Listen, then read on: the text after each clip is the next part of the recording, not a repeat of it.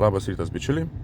Kažkada jums rodžiau, kaip reikia naudotis klasikiniu automatu, tai šiandien noriu parodyti, kaip reikia naudotis tinkamai moderniu automatu. Tai dabar kaip pavyzdys.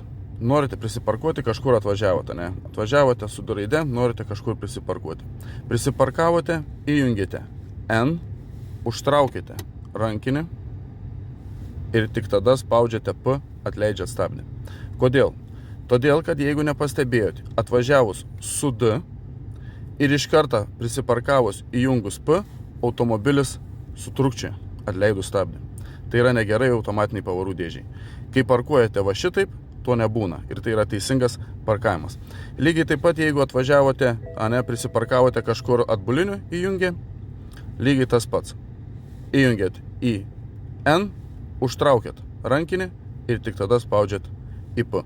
Prie sankryžų tiesiog stovite ant D, jokių neutralių junginėti nereikia.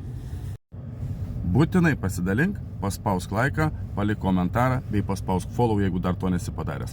Na, o Instagrame važiuojam auto, kiekvieną dieną keliame nuotykius istoriukus iš auto patikrų. Nepraleisk, nes per 2 mėnesius mūsų susirinko jau 13 000. Yra ką pamatyti, taip kad lauksime tavęs ten.